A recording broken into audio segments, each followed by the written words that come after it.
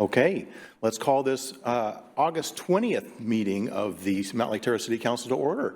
Please rise and join me for flag salute. Pledge allegiance to the flag of the United States of America and to the republic for which it stands, one nation, under God, indivisible, with liberty and justice for all. Great, thank you. All right. Jennifer, roll call, please. Councilmember Murray. Present. Councilmember Doyle. Present. Mayor Pro Tem Wall. Here. Councilmember Sonmore. Here. Councilmember Matsumoto Wright. Here. And Mayor Woodard. Attending remotely via teleconference. And Councilmember Page asked to be excused. Councilmember Murray. Thank you, Mayor Pro Tem. Move to excuse Councilmember Page. We have a motion, a second? Second. A motion, a second. All those in favor of excusing Councilmember Page, please say aye. Aye. Opposed? Very good. Councilmember Page has been excused. All right, late changes to the agenda. No late changes, Mayor Pro Tem. Thank you. Very good. How about general comment? Do we have anybody signed up for general comment? We do, but first I'll read the protocol. Please do. Public comments are accepted at designated times during council meetings and work sessions and become part of the official record. Address the council as a whole and focus on issues rather than individuals. Speakers are limited to 5 minutes. Comments exceeding the time limit or violating these guidelines may be terminated. Council does not respond during public comments, and written comments will be included in the official record but will not be read aloud. John Caulfield, you'll have 5 minutes at the podium.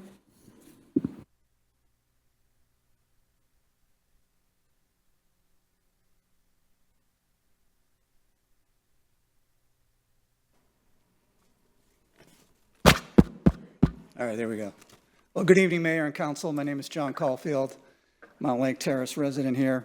I just recently learned that the City Council is accepting names for the new plaza that you're looking to build down at the light rail station. And again, I just found out about it this weekend, and I wanted to come to this meeting and offer a suggestion in support of, quite frankly, two great Mountlake Terrace icons, Mr. Patrick McMahon and Mr. Vic Sood. And those are two names that some of you may recognize. They had a tremendous passion for public transportation and multimodal transportation, not just here in Mountlake Terrace, but in all of Snohomish County, with a particular focus, again, on Mountlake Terrace in the South Snohomish County area. Mr. McMahon is actually known as the original Mr. Mountlake Terrace. He moved here with his family in 1952, immediately got to work. He is the first fire chief here in South Snohomish County of what was then called Snohomish County Fire District Number 1. He subsequently led the effort, I would say single-handedly, to incorporate Mountlake Terrace as a city in 1954. And everything that we have here in Mountlake Terrace, whether it's the city council, all of our beautiful facilities, our parks and such, all go back to Mr. McMahon, because it is likely that Mountlake Terrace would have become part of Edmonds or even Linwood, God forbid, if it had not been for Mr. McMahon. But again, he wasn't done. He served on the Planning Commission for 7 years. He was on the City Council for 12 years. He helped community transit get its start. He served on the Snohomish County Committee for Improved Transportation, or SCIT, for a good number of years. He was a charter member of the Mountlake Terrace Chamber of Commerce, as well as the South Snohomish County Chamber of Commerce. And he was a strong advocate for the Edmonds School District, serving on a number of bond committees and M&O committees. And basically, every building that's been built in the Edmonds School District, Mr. McMahon had, in some form or manner, an impact on that. Mr. Vic Sood is a longtime member of Mountlake Terrace as well. He led the effort to form community transit. You might not be aware of this, but community transit actually formed on this property in the old City Hall 50 years ago. Community transit celebrating its 50 years. Actually occurred in the then city manager, Mr. Bob White's office. It was Mr. Sood and Mr. White that spearheaded the founding of community transit.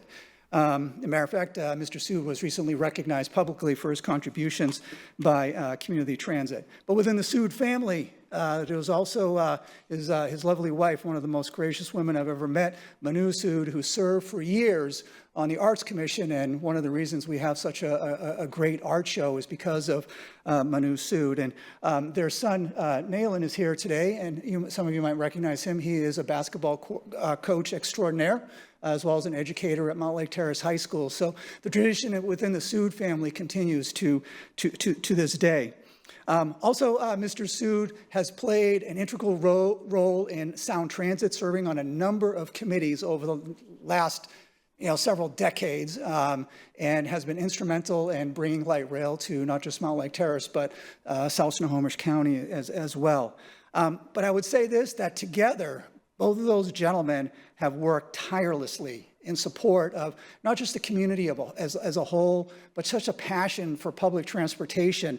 And if you're looking for some names to really, truly, recognize that impact down there at the light rail station, certainly these two gentlemen deserve to be considered.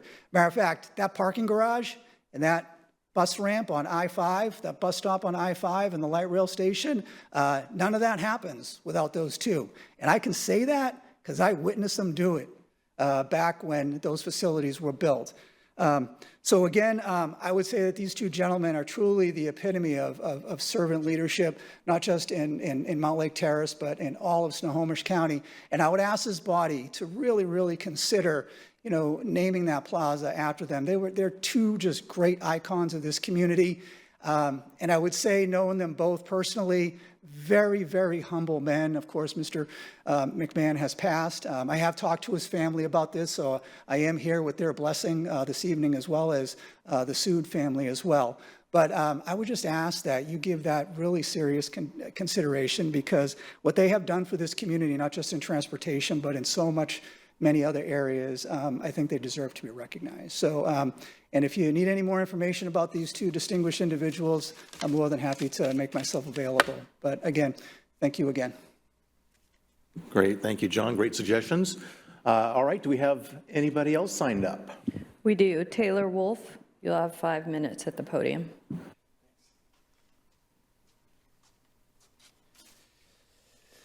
Hey everybody, thank you. First I want to thank Jamie Holter at MLT News for taking a special interest in the issue I'm here to talk about, and the City Council for being receptive and willing to work with us since the last time I came in. Since giving public comment last month about this issue, I've gained a lot of confidence in the community and its ability to listen and get things done. So when I came in here, I had very little expectation and thought I was just making a last-ditch effort to try and make our home a little more comfortable for our now family of 4. It became a lot more than that, which was very impressive to see from this council. The issue is there's a 50% of assessed structure value threshold that triggers a need for a lot of safety updates in our original structure, even though the original structure is only adding a door and a window. So all we want to do is add a 350 square foot primary bedroom that will make our home a little more comfortable for our, we have 2 new boys here, and we'd like 1 extra bedroom. I've heard a couple thoughts for how the changes will be handled. I'm excited to hear what the official thing that the council has landed on, but the 2 items I heard were a maximum of 10% additional cost with a hierarchy for which safety items will be handled first. I really like that one. It takes away a full roadblock and gives people flexibility to still move forward. The other one was raising the threshold from 50 to 75. I would hope the council would consider whether simply raising the percentage. 75 is really the best solution. As long as we use a percentage of assessed structure value, there's always going to be situations where similar projects are treated differently simply because someone's home is worth more money. As an example, my neighbor 2 doors down, their home is probably easily worth $300,000. Ours is worth $125,000, and because our project is $135,000 to do, they would not run into these issues, and we will. So the people who need more space probably have to go through these hoops, and someone 2 doors down does not. I'm assuming the code was not written with that intent, but just ask you to consider it. I would strongly support the threshold based on instead the percentage of the structure being altered versus a more arbitrary percentage threshold on how much someone's structure is worth in order to hit this threshold for making safety upgrades, which are definitely necessary for seismic upgrades and things of that nature. I'm appreciative of the council for taking this issue seriously, like I said, and I'm excited to hear what you've come up with. I just wanted to come and give my couple notes based on what I've heard might be brought up before it's brought up, but I am excited to hear what's been landed on or discussed here. I hope we can find a solution not only for our situation, but helps create a fair and more workable process for the homeowners going forward. Since most of the homes in my neighborhood are copies of each other, so people are going to run into this same issue often, and we've actually heard friends of ours who ended up reading the article about our issue and said they were running into the exact same thing. Please let us know if we can do anything else. So I was surprised, to hear about it so quickly, but I'm also hoping we can get it resolved quickly. We've been ready to start since May, but I know things work a little bit slowly in order to get these codes changed, and it's understandable. Thank you again for your time, your willingness to listen, and your hard work on this issue. Appreciate it. Great, thank you, Taylor. Anybody else? No one else has signed up to speak. And nobody online? Correct. Okay, very good. That finishes up public comment. So moving on to consent agenda. Does anybody wish to remove any items from the consent agenda? Seeing none, looking for a motion to approve the consent agenda. Councilmember Murray. Thank you, Mayor Pro Tem. I move that we approve the consent agenda items A and B. We have a motion. Do we have a second? Second. We have a motion and a second. All those in favor, please say aye. Aye. Aye. Aye. Any opposed? All right, the consent agenda has been adopted.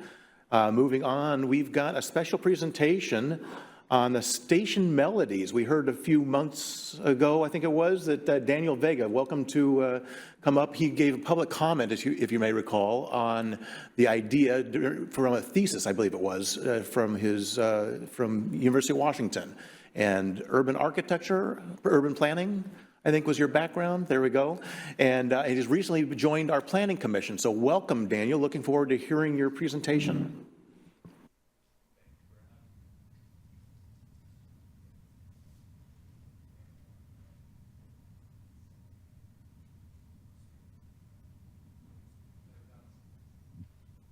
Hello, hello. Okay.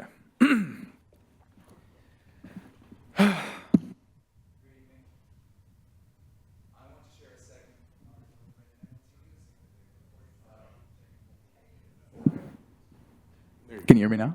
Just leave it on like that. Oh, I thought it was, okay. Sorry, excuse me. Yeah, I want to share a segment that I read in an article from MLT News the other day. So, here goes. Mountlake Terrace resident and University of Washington's urban planning program student Danny Vega Garcia Alderete shared his big idea to create a musical interlude that plays when riders pull into the Mountlake Terrace Link light rail platform. He pitched his idea during public comment. He wants local residents to weigh in on which 7-second melody sounds like Mountlake Terrace. Choices include rock and roll,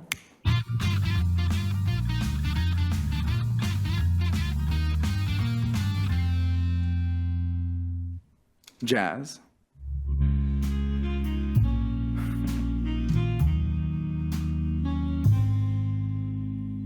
and a traditional Japanese sound.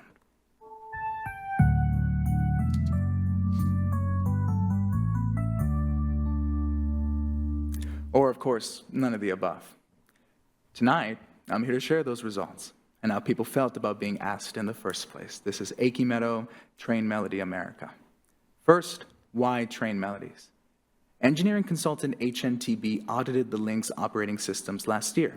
In plain terms, the displays can go dark, and an announcement like, "Now entering U District," can fail to play. It's an annoyance for a seasoned commuter, but but it's a misstop for someone visually impaired or someone who depends on these announcements to know where they are within the link system. Therefore, my proposed solution to sound transit is a 7-second melody unique to each station. Japan pioneered this. Jingles built to cut through stomping feet, hissing brakes, everything a platform throws at a passenger. They play from the platform and they carry through the open doors to the people already seated inside. And it sounds a little something like this.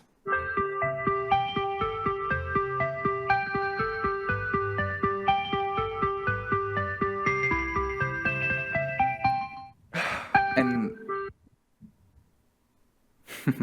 and it works because listeners can identify where they are purely by sound with very few mistakes. You know, you hear the melody, you get off at your desired destination, there's no words needed. Now, that's all well and good, but what do the melodies frankly suck? That's where community engagement comes in. Those same researchers found that people don't just hear a station, they judge it. They judge it as annoying, as pleasant, as beautiful. Nobody hears anything on a platform neutrally. And you know, in these melodies, they didn't stay the railways. In the Tokyo suburb of Tama City, the station plays John Denver's Country Roads because a famous Ghibli film set there used it as its theme.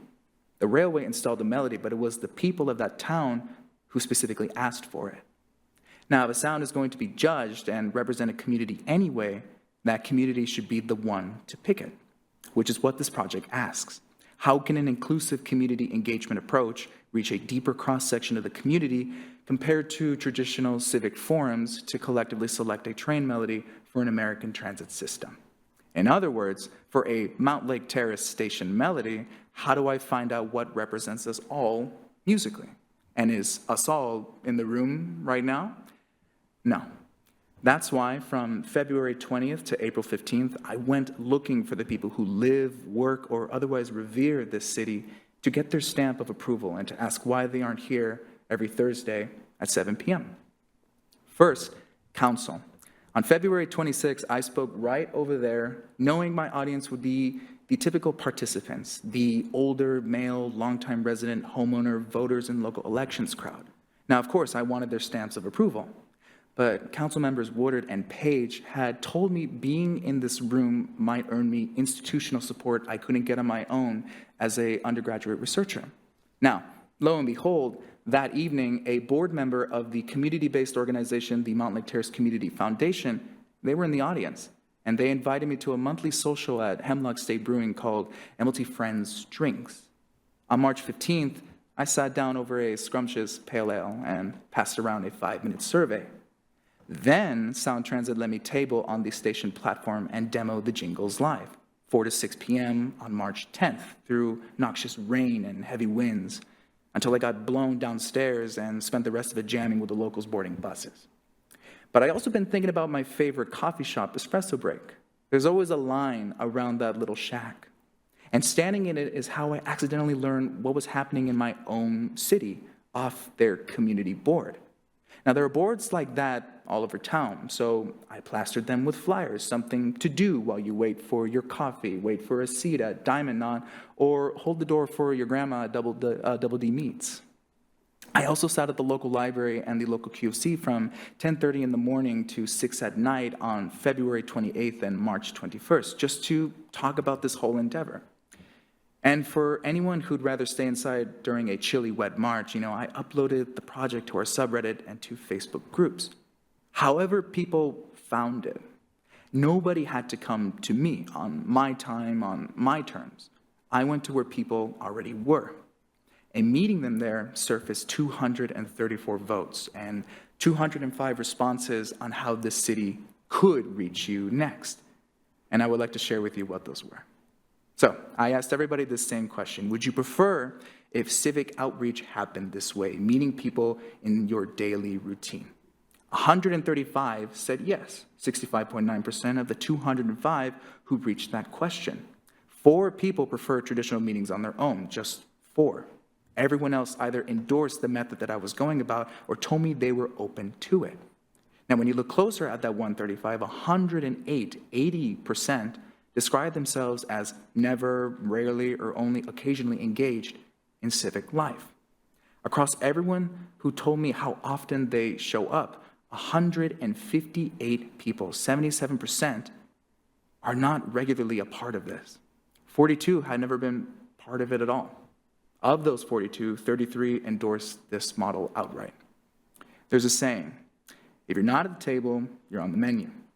That's 77%, that's 158 menu items, and every one of them told me, I think I'd rather have a seat. So where did everybody find me? 16 people found me at the light rail, 5 at MLT Friends Drinks, 119 all across town with tables, flyers, word of mouth, and 65 people found me online. And when you pit those against engagement frequency, there's a pattern that emerges immediately. The platform, 87%, they're not regularly engaged. All across town, 79%. Online, 75%. And of that community-based organization event, 4 of the 5 were already showing up. And that's that one metric that really told me something. The gathering that came through a connection and the people the city already reaches, well, every path that met people in their own daily routine, on the flip side, it did the exact opposite. So by attendance, I reached a deeper cross-section, a greater diversity of folks who haven't claimed their right to the city. But why haven't they? Who are they anyway? Let's look into that together real quick. Using Virginia Braun and Victoria Clark's thematic analysis as my guiding post, I built 5 key patterns. First, the tyranny of time. The single most pervasive barrier to being here at 7 p.m. on the dot is time. But time can mean a lot of different things. Some folks have a conflict. Think of a resident with 2 jobs or a caregiver who can't afford or can't find someone to watch their little ones, like a single mom in Gateway with no child assistance beyond the hours she's at work. But some of you might be thinking, well, Danny, hang on a minute. These meetings are online. Just sign on from home, right? Sure. But whether they're in that chair or not, if they're working at the quote stadiums or taking care of little Timmy at home, any form of work, it's going to take its toll on you. And these meetings are long. And I apologize. I promise I'm wrapping this up really quickly. If you spent all day in the beating sun or 10 hours listening to little Timmy's failing to find a G chord on a guitar, the last thing you want to do is be in another boardroom-like meeting. We're all human, and we're all susceptible to becoming, what's that quote, pumpkins after a good day's work. But even then, there are people who are here tonight with a clear slot in their schedule, and thousands of constituents have an opening as well. A significant number of those who weren't regularly engaged, they're not disengaged out of laziness. They didn't even know these meetings existed at all. Not widely advertised as a Cedar Terrace renter. And from a Lake Ballinger renter who has never attended, they say, I didn't even know we had a city council. Like, I did, but where? Where indeed? Our own city recognizes this dilemma. Take the Diversity, Equity, and Inclusion Commission. A couple of years ago, they launched a survey on the city's website. Over 3 years, they've held rich, enduring questions like, what current barriers do you see or have affected you personally? Have you experienced any form of exclusion, racism, or inequity while living in Mountlake Terrace? That question was answered by 15 people total. They revised and remarketed it with the Vida agency in 2024, and in doing so, they got 9 more responses. Putting that into perspective, that's over the span of 4 years, that's 24 voices. Now, I want to make something clear. This is not a failure of effort. Those questions are excellent. And the commissioners advertised it all in person. They didn't just let the survey fly on the website by itself. But a survey was one of 4 things they were running all at once. They were also tabling, they were also building relationships with community leaders, they had the online poll, and they were building a new series called Community Conversations at the same time. They had 4 streams all going at the same time. And for me, mine was the only thing that I was running. Every flyer, every conversation, every device I handed to a stranger pointed at one singular instrument. I guided people through it. And with their permission, I used my own iPad as a notepad while they talked to me like it was some sort of interview. That's the whole difference. It's not effort, but it's one of focus. But the commission did something I wish I noticed much sooner. They launched the aforementioned community conversations, hand-delivered invitations, translated where needed to community leaders and organizations across these 4 square miles. folks who have historically never participated in the civic process, like the Masjid Umar al-Faruq, just down 56. And it made me notice I did something wrong in my methods. The night I spoke at council, it worked. But what I got was an introduction, a lucky connection. What I never built was a relationship. The commission spent 2024 building trust with the masjid's leaders, long before they asked for anything. Trust enough to enter a dialogue with city leaders and to pass the invitations themselves, not from the city, from the masjid to its own people. That's the mechanism researcher Chelsea Lee prescribes. Planners have to play the long game and move beyond transactional relationships.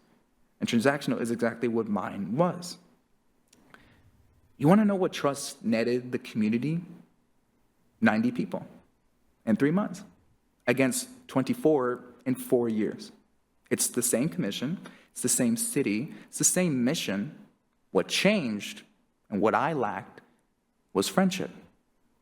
And it didn't always work for them either. I mean, 2 of their 6 attempts collapsed, and they heavily promoted those events.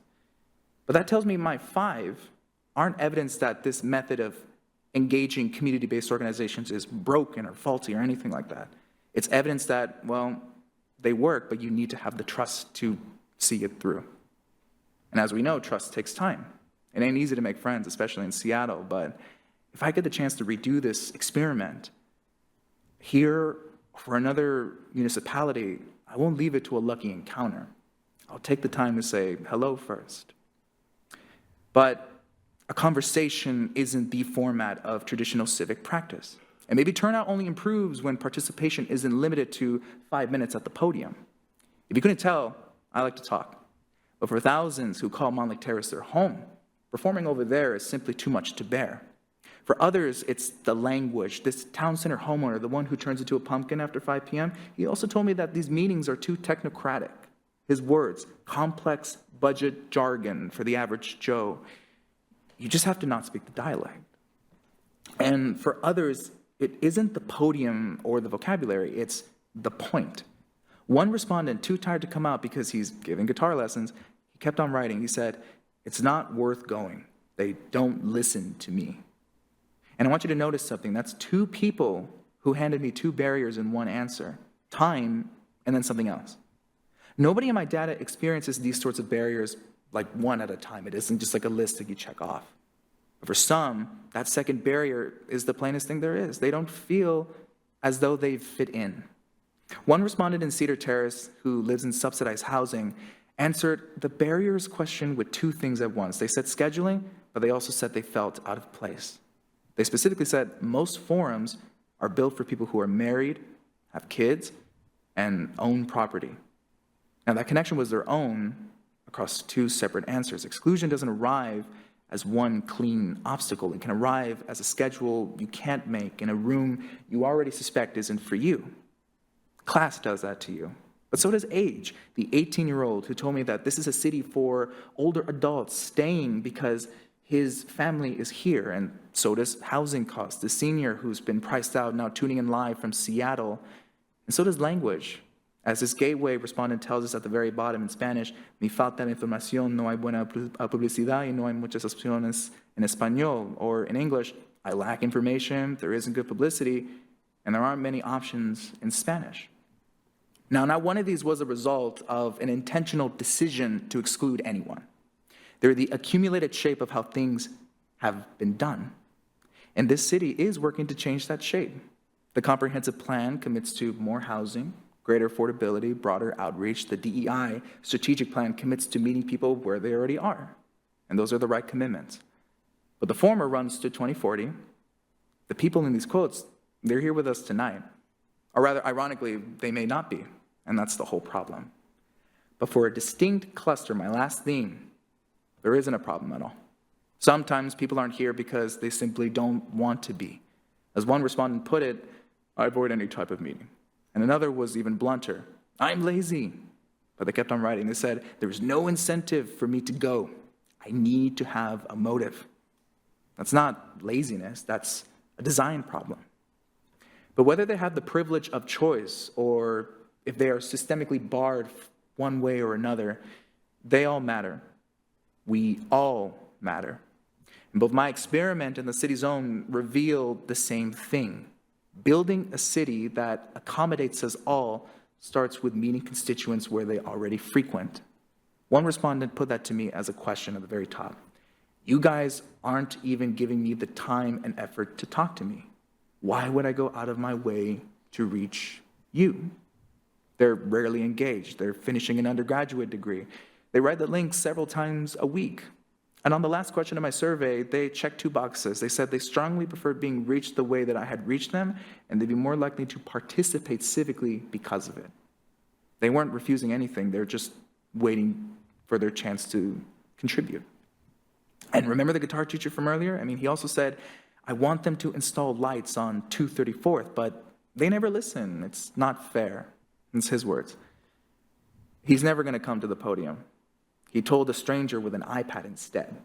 And the only reason you heard it just now is that somebody went to where he already was. Ladies and gentlemen, when I was reading the comprehensive plan, a particular note caught my eye, or rather a couple of notes.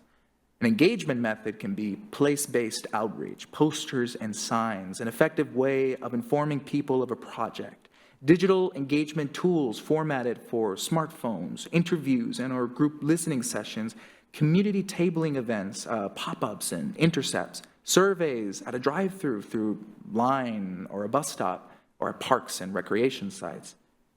Every single one of those notes is in the comprehensive plan, and every one is what I did. So if a comprehensive plan ever needed supplemental data for its strategies, well, another venture just found Mountlake Terrace's civic heart beating pretty loudly, and their own engagement methods are a stellar place to capture its rhythm. One more thing. What's the train melody of the city?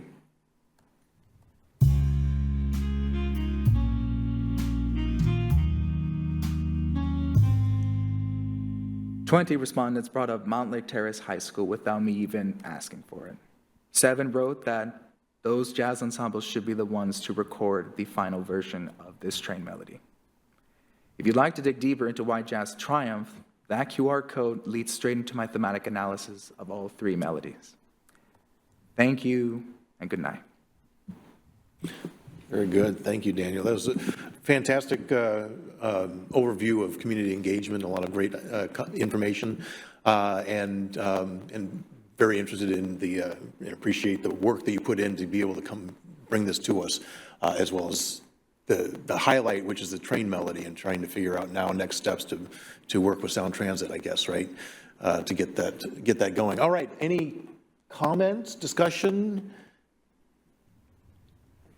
Councilmember Sonmore. Mine's just a simple feedback, but thank you for picking jazz because Mr. DeMero started the jazz in Mountlake Terrace High School, and then it went to, and our mayor could talk to it too, to Edmonds Community College, and we've had jazz festivals, I think, for the last 20 years. He just recently passed, but he still has a group of dynamics. I think they were called dynamics for a while, and they were called something else, and it's nice to see that tradition has stayed within our community, and we've heard about a lot of our jazz bands going to Washington, D.C. to compete, and so having them record that, I think, is just absolutely wonderful, that they'll remember that for the rest of their lives, and it will also enhance that experience at the light rail for Mountlake Terrace, people coming through our city. So thank you for doing all of that.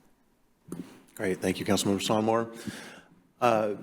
All right. If there's no further comments, I'm looking around, and I think we're good to go. Daniel, thank you so much for bringing this to us. Oh, there it is. Mayor Woodard. I knew I better wait a minute. Go ahead. So hopefully y'all can hear me. It's really bad reception out here. I just want to pause and say thank you, Daniel, and welcome to the Planning Commission.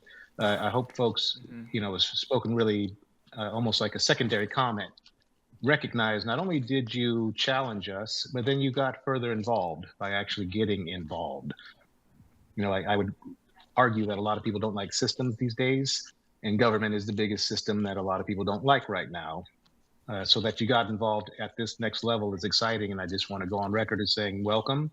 And I look forward to you joining this dais probably sooner than anybody thinks, which is just to say even yourself. You know, your analysis here is solid. As somebody who's in community engagement, it lined up with a lot of the research and experiences that I personally have had. So in that regard, I applaud you for just your methodology. At the end of the day, I love jazz, so I'm comfortable with that outcome. I might have even voted for it, I don't recall. But other than that, I just wanted to acknowledge, thank you for all this hard work while you were still doing your studies, and that you found a way to make our city better through your studies, quite frankly, which is nothing better than an actual practical, applicable degree, in my opinion. So congratulations, and thank you for the work that you have done on behalf of the region. Thank you, Mayor. All right, well, thank you again. Come back from Japan, I will also just... Oops, sorry. Oh, yeah. I was going to say, several of us have been to Japan and experienced exactly what you're talking about, so appreciate you bringing that up. And again, all the work that you've done, and look forward to having, and again, appreciate having you on the Planning Commission. Look forward to hearing all your great ideas as we continue moving forward. Thank you. Thank you all. Appreciate it. Very good. All right. So moving on, we've got the discussion on the Mountlake Terrace Municipal Code 1505-070 regarding building remodel requirements. And we've got Matthew. Take it away.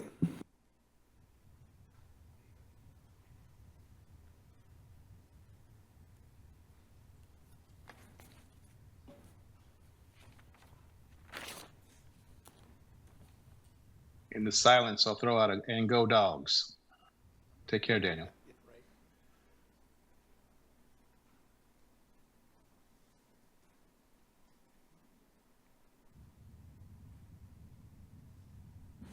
Wait for it. Mayor Woodard, Mayor Pro Tem Wall, Council, my name is Matthew Gissel. I am blessed and honored to be your building official for this wonderful community. Tonight I'm here to discuss Mountlake Terrace Municipal Code 1505-070 subsection C, which is our local residential alteration valuation trigger for bringing houses up to the minimum life safety criteria of a new building. This provision applies when a homeowner makes substantial improvements to an existing residence and the cumulative value exceeds 50% of the legislative value of that structure. Council previously asked staff to bring back additional information and policy options. Tonight, I'd like to explain how the existing requirements works, some of the challenges we've seen in applying it, and several options that we can adjust or change moving forward. Planning Commission reviewed these options on August 10th, and I'll also cover their recommendations later in this presentation.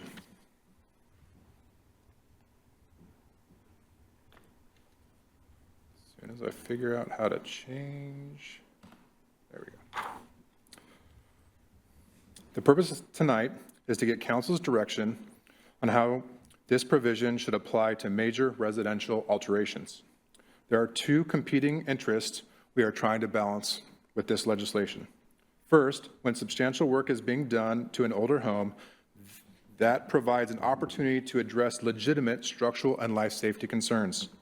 At the same time, we don't want additional requirements to become so costly or unpredictable that homeowners decide not to improve their properties at all. So tonight, I'm summarizing the current 50% trigger, show how it can practically affect older and lower assessed homes, review the alternatives, and ask Council for directions before we draft any code amendments. I'll start briefly with Council goals and current code. Then I want to explain what crossing the 50% threshold actually means from the building code standpoint. After that, I'll discuss our older housing stock, including the approximately 513 homes identified as having block walls. Then we'll walk through the 5 alternatives, the Planning Commission recommendations, the financial and community impacts of those, and finish with several questions for Council. The issue connects with several of the current Council goals. The first is growing our vibrant community.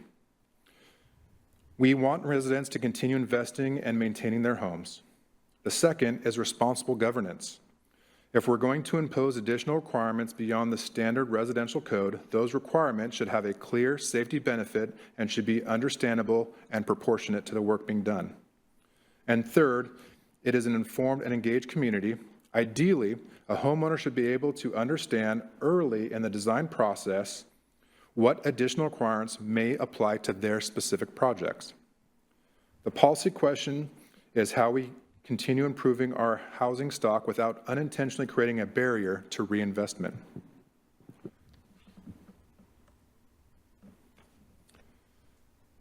This is an existing local amendment to the residential code. The current practice is that we look at the cumulative improvements over 3 years outside town center and 5 years if you're in town center. When those improvements exceed 50% of the assessed value as determined by Snohomish County, additional safety requirements are triggered. Council asked staff to bring back information and options regarding this requirement. The fundamental question is not necessarily whether there should be a trigger. The bigger question is, once a house crosses that threshold, what level of additional upgrades is reasonable and proportionate to that scope? That is what we are really discussing tonight. Here's the current language in practical terms. Outside the town center, if additional alterations and repairs exceed 50% of the assessed building value during a 3-year period, the trigger would apply. Inside town center, the same threshold is evaluated over a 5-year period. Once triggered, the ordinance says that the residential structure must comply with all safety requirements of the IRC for a new building. The challenge for staff is determining exactly how far that requirement should extend into portions of the existing home that may have nothing to do with the homeowner's proposed remodel. I added this slide because I think it's important to understand what we're actually talking about when we say all safety requirements. This isn't limited to smoke alarms, carbon detectors, or handrails. A new home today must demonstrate structural capacity for our current seismic zone, wind zone, snow, and gravity loads. It has to have a compliant lateral force resistance system and a continuous load path from the roof all the way down to a code-complying foundation. It also includes things like egress, guardrails, handrails, safety glazing, and safe plumbing, mechanical, fuel, gas, and electrical systems. For a new home, these requirements are designed into the building from the very beginning. For a house constructed 50, 60, or 70 years ago, providing the same level of compliance can be considerably more difficult. It may require engineering, investigation of concealed construction, opening existing walls or ceilings, and potentially upgrading portions of the home that weren't part of the originally proposed project. That's where it's difficult with the current language as it's written today. Why it matters in Mountlake Terrace. This is particularly relevant in Mountlake Terrace because of our existing housing stock. Using Snohomish County Assessor's data, we identified approximately 513 homes in Mountlake Terrace with block walls. I want to make an important distinction here. That is not saying that all 513 homes are unreinforced masonry buildings, but a high percentage of them are. The assessor's information tells us that they have block wall constructions. It does not tell us whether individual walls contain reinforced steel, grout, bond beams, or other structural improvements. That has to be determined by a property basis via evaluation. But the number is significant because many of these homes are older and have lower assessed building values because of the way that they were constructed. As a result, a relatively modest addition or remodel can reach the 50% assessed threshold much sooner than it would in a newer home with more highly assessed of that structure. This slide is really the central policy issue we're looking for. If we require too little, we can miss the opportunity to correct meaningful structure or life safety deficiencies. But if we require too much, the additional cost may make the entire project infeasible. And that raises a broader question that the director and staff have been considering. Is some improvements better than no improvements at all? If a homeowner wants to spend $150,000 improving an older home, but an additional requirement makes that project unaffordable, they may reduce the project, abandon it, defer maintenance, or possibly even try to perform the work without benefit of permits. None of these necessarily result in an overall safer home. So staff believes the best approach may be one that is targeted, predictable, and proportionate to the actual project and risk.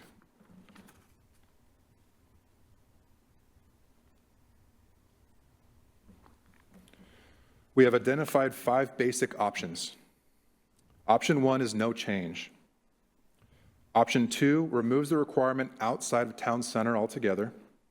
Option 3 raises the threshold from 50% to 70% of legislative value before it's triggered. Option 4 keeps the trigger but more clearly defines the priorities and results safety requirements. And option 5 combines those concepts by retaining the review point, establishing a prioritized safety package, and limiting the cost of unrelated requirements of the improvement. As we go through these, I think it's helpful to separate 2 distinct questions. When should additional review be triggered? And once it is triggered, what should the city actually require? Option 1, there are good reasons to leave the code as it is today. This provides the strongest life safety position. I can say truthfully that houses are safer because this code has been implemented. It gives us an opportunity to address deficiencies when homeowners are already making a substantial investment into their property. It also prevents someone from avoiding the trigger simply by breaking one large project into several smaller ones over a few years. In staff experience, the additional life safety work we typically identify is generally less than about 10% of the overall construction cost. So in many projects, the existing requirement works reasonably well. The concern is the projects where it does not work. For some older or lower valued home, the cost can be disproportionate to the proposed work. It can also create uncertainty because of the phrase, all safety requirements is too broad for the designer to figure out.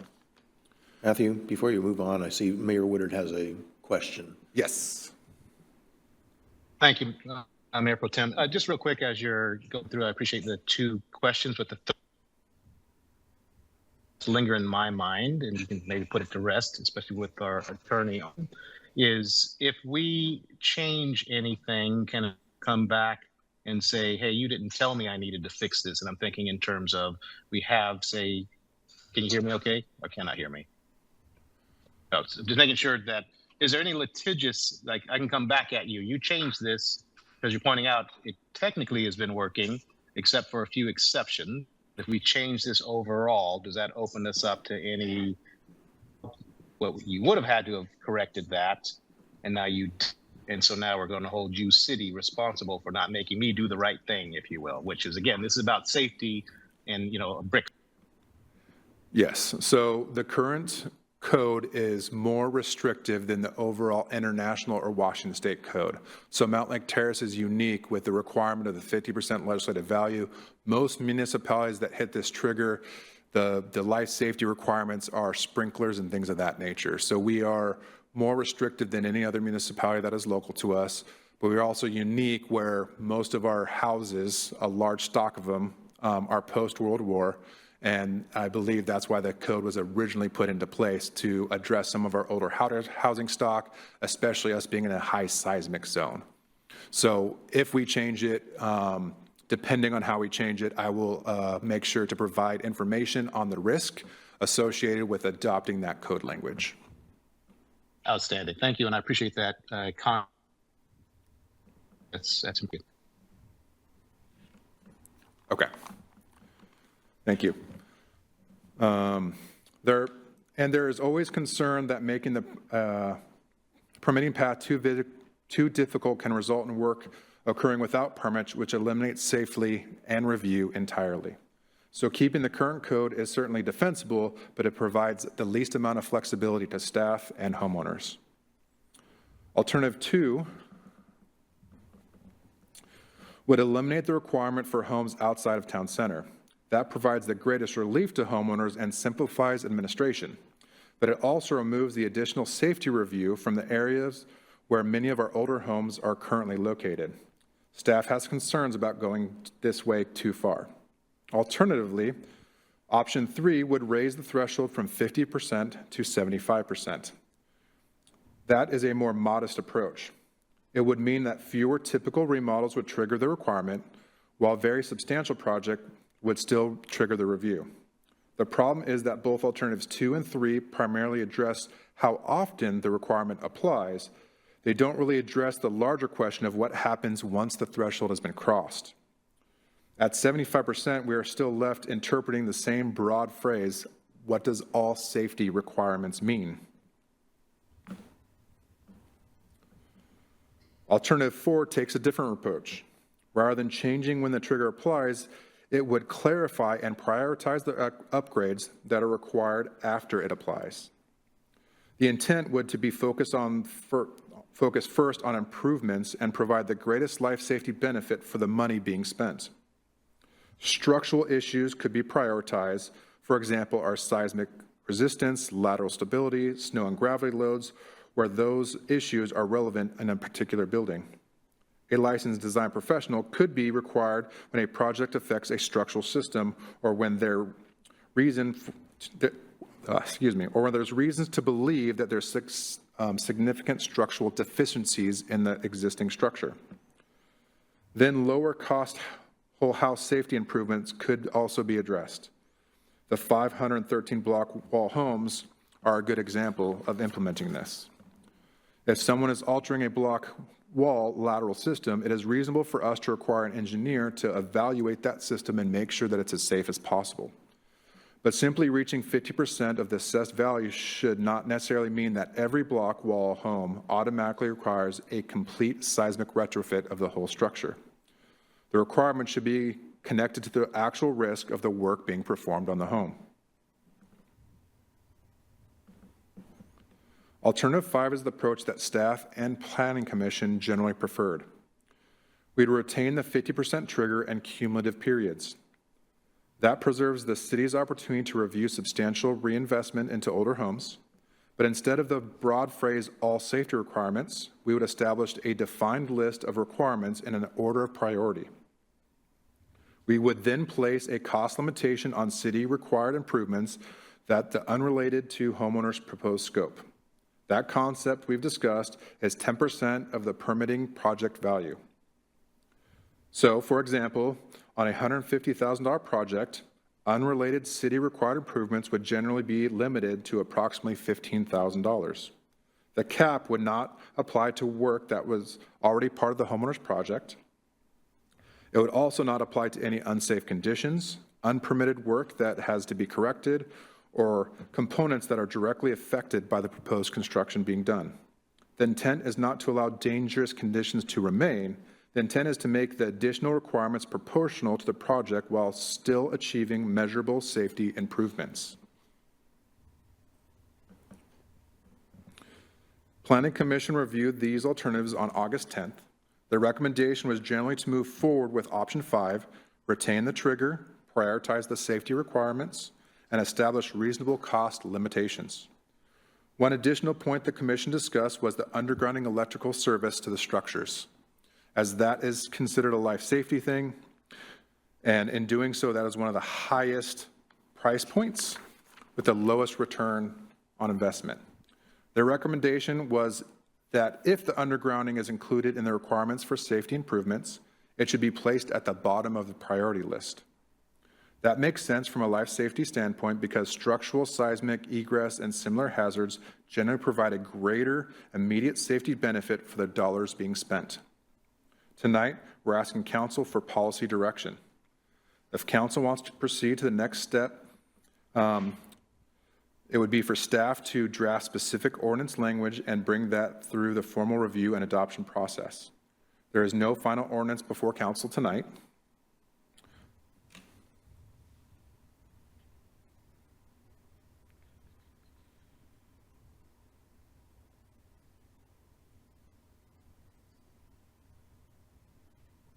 It just disappeared. There we go. Matthew, while you're working on changing the slide or whatever, Councilmember Matsumoto Wright has a question.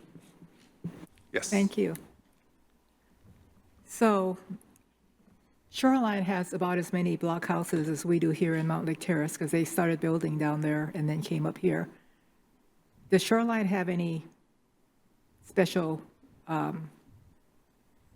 special things that block houses have to do there?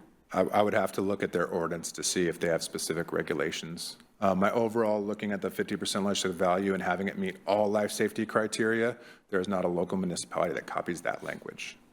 Because it would be nice to know if, what Shoreline is doing with theirs, because they have several hundred. The other thing is, many of our block houses are not the original. They've been added on to, and second stories have been added on. And they are doing, from what I understand, they're doing just fine. So what did they do differently than today? Regarding unreinforced block houses? Yes, because they must have added on to their block houses before any of this happened. And there are probably very few block houses that are the original size and original everything. They have bedrooms put on in the back. They added on garages. They added on a second story. Yeah, I'd be happy to provide, look up that information for you. I know that we only have a few that actually have second story additions to them. And when they're doing that, they would have had to modify the foundation to accumulate the extra load. So they would have dealt with the seismic requirements at the time that it was retrofitted with that second story. These houses don't have any foundations. They're all slab. Correct. So a lot of the ones that added second stories did have foundation modifications to transfer that load to a code complying foundation. Okay.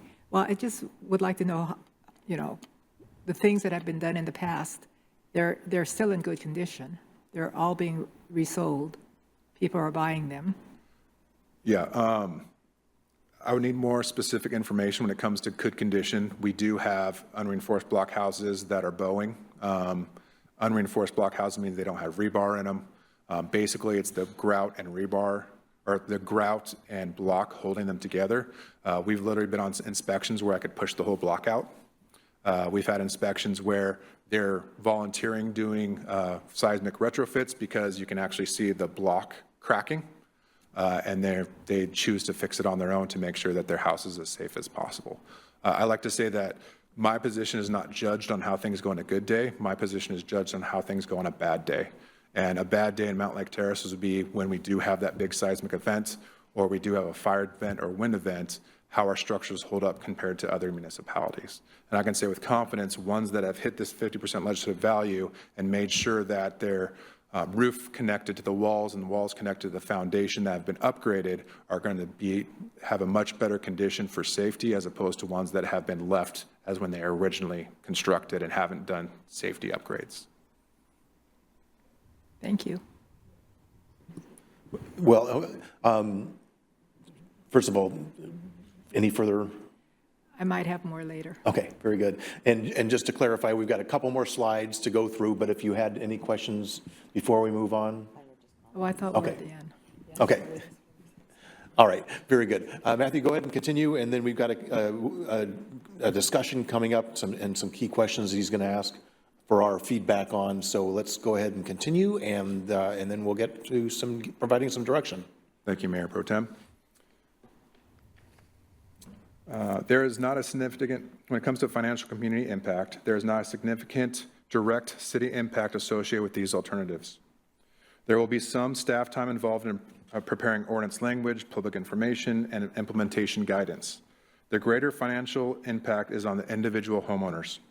A more clearly defined requirement allows homeowners and designers to understand the likely additional cost early in the process. That improves predictability. It may also reduce the incentive to defer needed improvements or perform work without benefit of permit.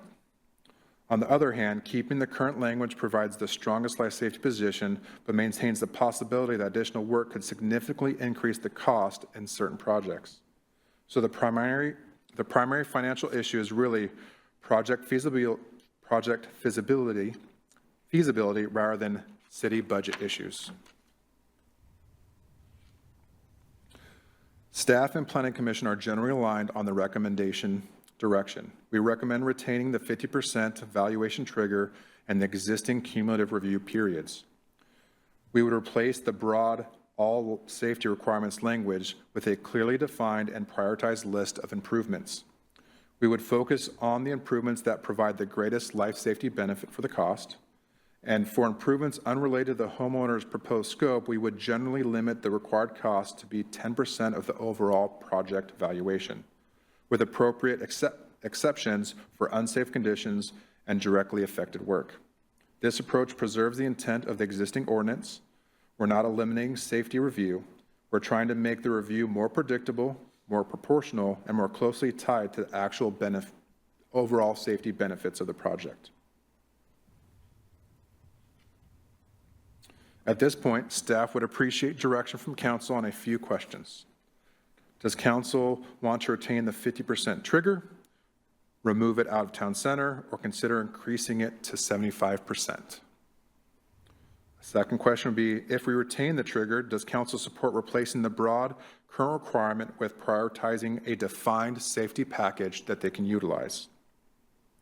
Third, does council support limiting unrelated city-required improvements to approximately 10% of the total project valuation, with, of course, exceptions for unsafe conditions that directly affect the work?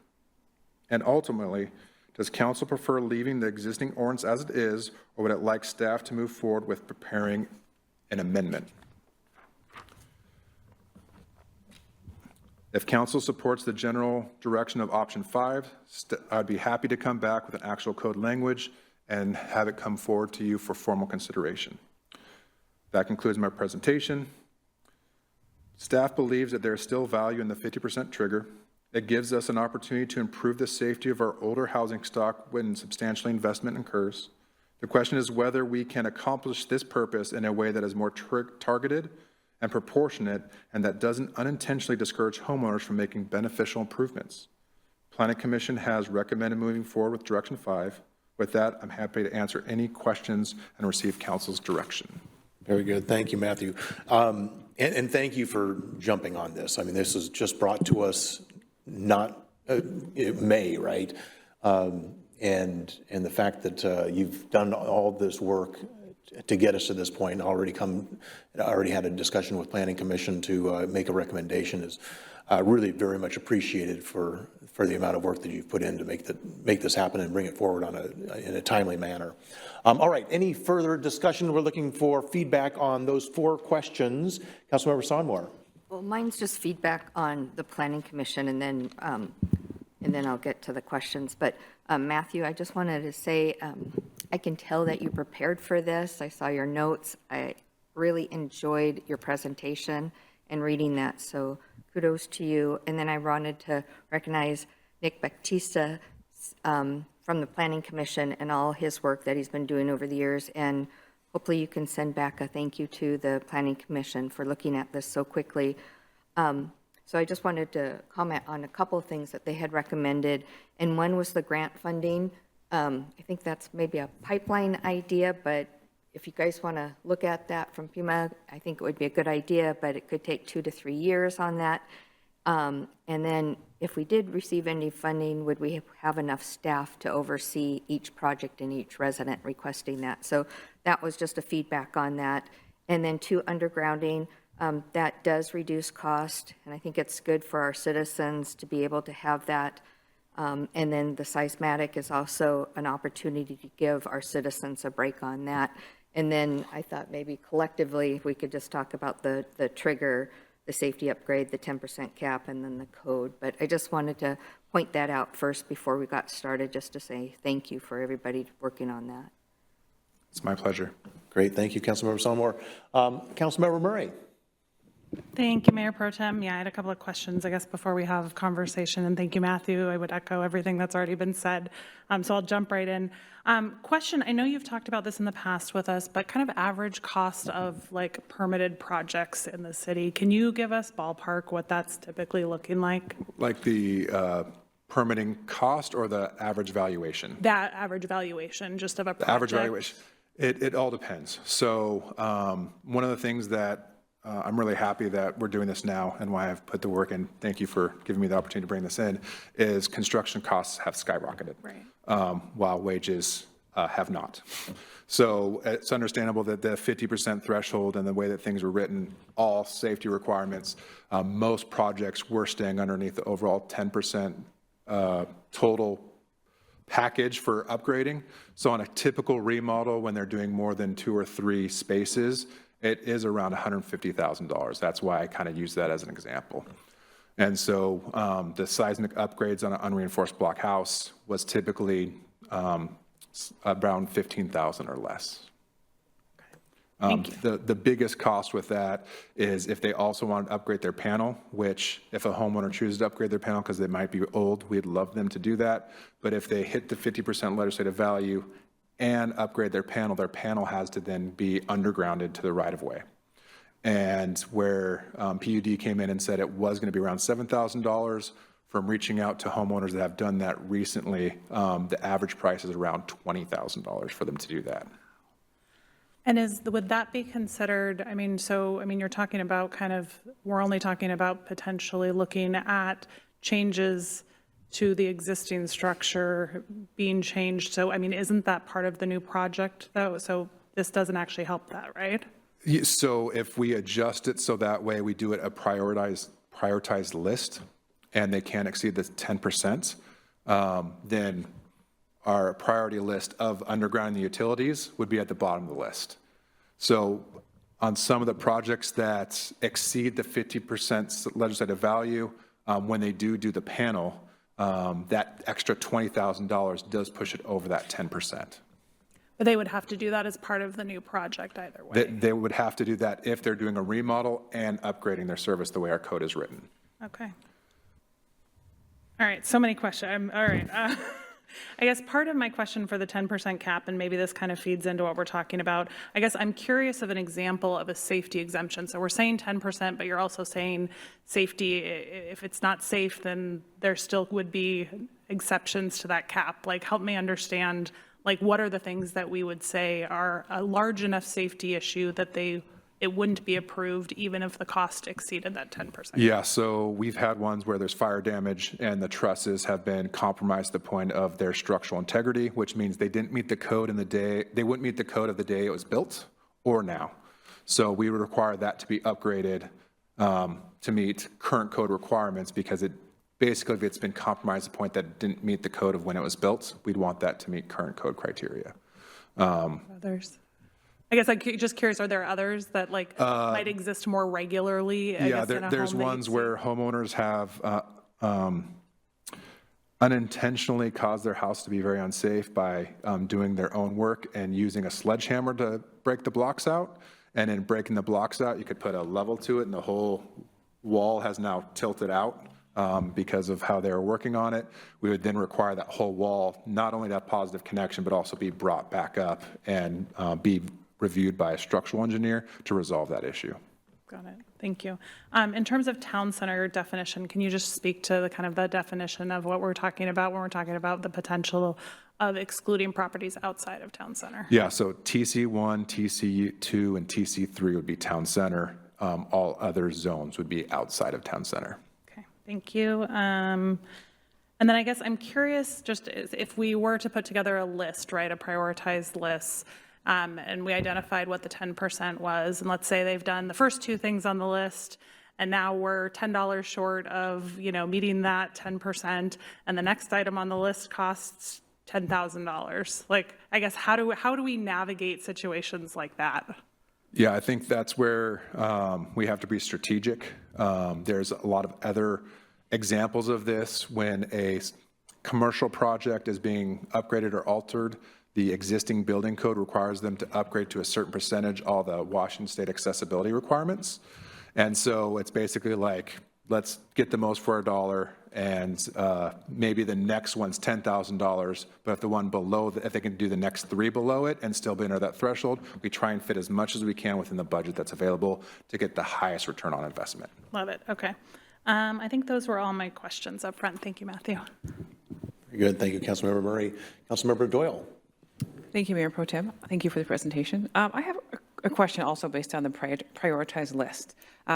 So is the thought that and the Planning Commission would generate a prioritized list, or that, Or is this a joint decision-making with the homeowner? Because I'd imagine that your idea of a prioritized list might be different than what the homeowner is interested in doing. So what are your thoughts about that? Yeah, I think that we should prioritize it on the highest life safety concerns, which would basically be for our seismic area, lateral strengths, and their snow load, and then work our way down from that. So most houses fail because they don't have positive connection from the roof system to the wall system or the wall system to the foundation. So we would prioritize the highest risk of things that need to be resolved to the ones that give us the lowest return on investment, like undergrounding the utility within to the structure. When it comes to safety standards, that doesn't give us as high of a return for the possible $20,000. Okay, that makes sense. Thank you. And then my other question was, I think you said there were 513 of these block homes in Mountlake Terrace. What's the distribution? Are they all over the city? Because I only know, right, the neighborhoods that I travel in. Are they kind of evenly spread over the city or concentrated in some areas? They're in strategic neighborhoods, but being 4 square miles, they're kind of all over Mountlake Terrace. Yeah. Thank you. Very good. Thank you, Councilmember Doyle. Councilmember Matsumoto Wright. So you said that Town Center is TC 1, 2, and 3. How about the reserve? I would have to double check with planning on that one to see if reserve is included in Town Center. I believe it probably is. And I have another thing, 50%, we're talking about 50% of the assessed value. Is that the land value or the improvement value? That is the improvement value. That is the value of the structure itself. And that is less than the land value now. So now we're even looking at a smaller percentage. That is correct. We're comparing structure to structure based on the Snohomish County assessor assessment of that structure. So older structures have a lower assessment, rightfully so, because they meet less life safety criterias. And unfortunately, that also means that when they have upgrades, there's more upgrades required. We do have houses that are newer housing stock that hit this 50% legislative value that don't have to do anything. Their buildings still meet our seismic zone, it meets our lateral requirements, it meets our snow load. So sometimes they trigger the 50% legislative value, but after they've assessed the house, there's no upgrades that are required because the house currently meets all those requirements. All right, thank you. Councilmember Sonmore, and then, I'm sorry. Oh. Yeah, go ahead. Councilmember Murray, go ahead. Thank you, Mayor Pro Tem. I appreciate it. Just a quick follow-up question. I think we heard during public comment and appreciated Taylor Wolf being here again. Just kind of his perspective that kind of the percentage of the change to the home versus the percentage of the value was something he brought up. I guess I would love to hear in this session kind of thoughts from the staff perspective about why that's not one of the things being proposed before us tonight. Yes, we discussed that with Planning Commission as well. And one of the hard things is what quantifies change. So if you're picking a room and you're putting new carpet, millwork, and paint, is that modifying or is that remodeling that room? So when you're doing square footage, you could actually be doing less work and trigger the 50% earlier. Because the price of paint and carpet is a lot less than doing a structural modification. So by connecting it to value, it's actually showing the amount of work that's being done in a comparable way. And it's easier to quantify and easier for an architect or engineer or a homeowner to figure out if they're hitting that threshold or not, rather than, okay, I'm touching the bedroom, but I'm not really remodeling it. Does that count? Thank you. Thank you, Councilmember Murray. Councilmember Sonmore. Oh, thank you. I was just going to point out, most of our homes that have block walls are usually from 230th all the way to 244th, from the freeway all the way down to 48th, and then we have some in Melody Hill, and then we have some on the other side of 220th. So growing up here, we always kind of just said what neighborhood, so I'm just going to point that out. But growing up here too, I look at my home and I look at my master bathroom that can barely fit one person. And so over time, things have really changed.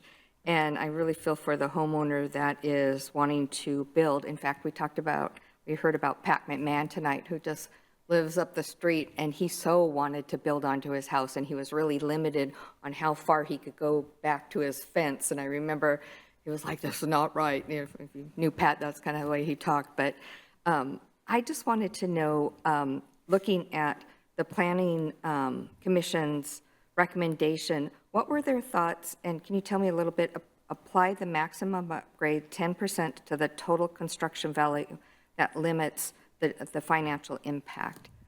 Because I like what they're saying, but I just wanted to hear a little bit more about what their thoughts were behind the it. idea is the impact would be regulated by the total scope of work. So if you're doing a $150,000 project, then you're limited to $15,000. If you're doing a $300,000 project, then you're going to get $30,000.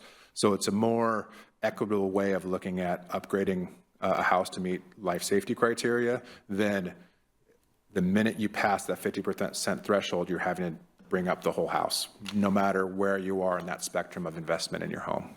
Yeah, because I was taking notes earlier today, and I wrote, if you have a $700,000 home and your upgrade is $351,000, that's 51%, so that triggers it. And with, like you said, the construction costs, years ago I upgraded the kitchen and almost fell on the floor when I found out how much it was going to cost me.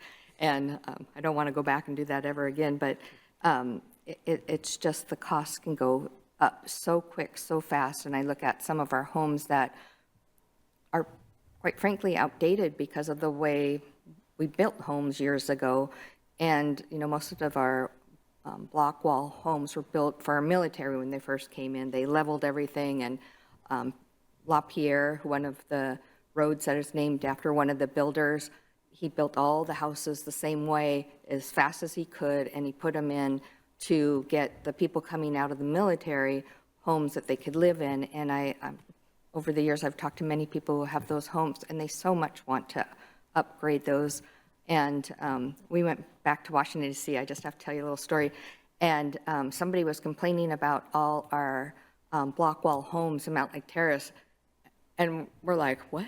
You know, that's where we live. And Maria Catwell said, those houses are meant to stay in Mountlake Terrace. And so she's so much back the housing in Mountlake Terrace. And I just would like to see people be able to upgrade their homes, to keep them in repair and not have to worry so much about these unaffordable costs of upgrading their homes. So I like the 10%, what they said. Thank you. Yeah, our goal is always to keep people in their homes and keep it as safe as possible.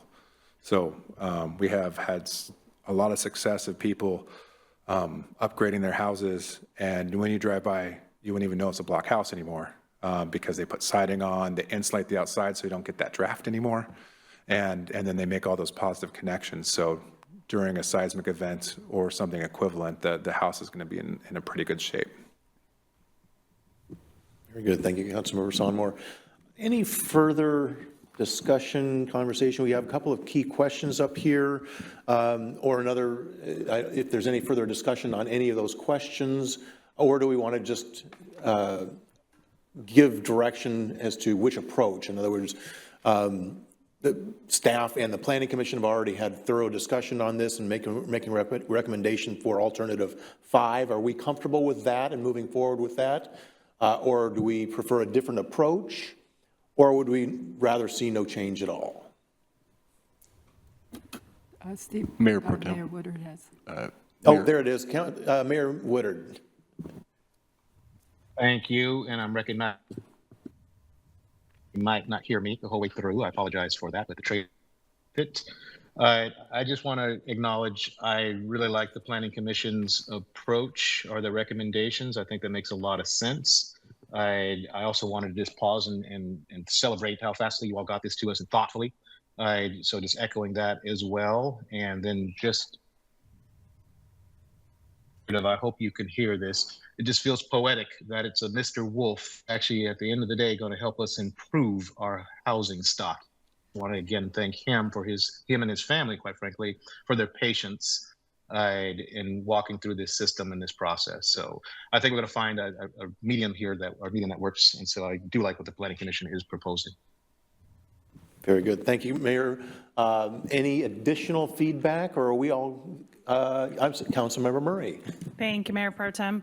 I guess just a couple of things, since generally, yes, I'm very aligned with the idea of moving forward with proposal number 5. And again, I would second appreciation to the Planning Commission and staff for putting in so much work. And I think really embracing that what is reasonable and proportionate, how do we remove barriers to improvement? I think we all want folks to be safe, and I think we recognize that there is safety in newer construction, right? And so I guess the one thing that I would, maybe where I would probably lean a little bit differently is that first question on should the 50% trigger remain, be removed outside of town center or increased to 75%. And I guess I would lean towards increasing to 75%, and I guess just looking at numbers is kind of what led me there. And also I think Matthew's comment specifically around newer buildings, even if they trigger the review, oftentimes don't need the improvements, which means that I think what we are doing, and I think Councilmember Sonmore is absolutely right. So I live in one of these block homes. So my neighbors all live in these homes as well. So definitely have heard plenty of, I think, folks over the years who have chosen to move, for instance, versus trying to navigate the cost of remodeling here. And that's oftentimes a shame because they've been amazing neighbors and members of our community. And they ultimately looked at the cost benefit of kind of the cost of remodeling here and staying in the community that they've grown roots in, or moving, and finding something that didn't have to be remodeled in order to meet their needs. And oftentimes have chosen the latter. And so I would love to see more of our older homes have the opportunity to be remodeled. And I think this is one of the barriers that we're seeing to that happening. And I think that more folks investing in this, whether or not they hit the trigger, is going to create more safety in terms of the spaces that they are creating and the work that they're investing in their homes. And I guess just to give, I think, because I am abstracts are hard for me sometimes. I feel like concretes are helpful. So pulled up my numbers, right? Since I live in one of these homes, improved value is only $129,200, which means that at a 50% prompt, we hit $65,000 in remodel costs.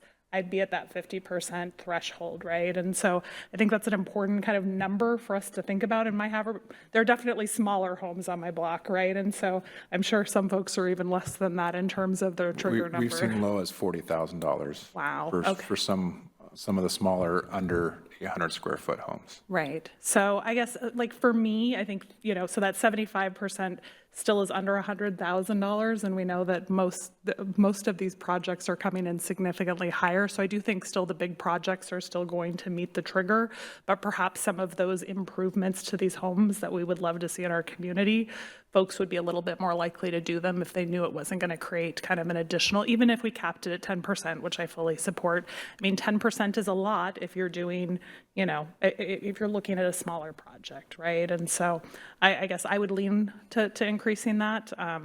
I'd support it either way, but that would be my personal preference. And I think that we would see more movement if we did increase the limit. Very good. Thank you, Councilmember Murray. Any further discussion? I'd just be curious, what was the conversation with Planning Commission around that topic, particularly with the 50 versus 75? There was a lot of discussion, and there were some that wanted to basically be 0%, all seismic upgrades whenever you touch your house, and others that want to be at 75. So I think they then compromised being around 50%. Good, thank you. All right, Councilmember Doyle. Just a quick comment. I agree with Councilmember Murray. I think 75%, because what we want people to do is we want them to stay here and to be able to grow their families here.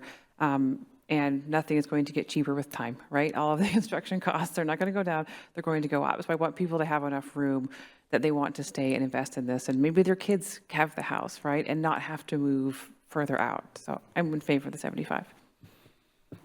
Councilmember Doyle. And any further, if not, can you give a little,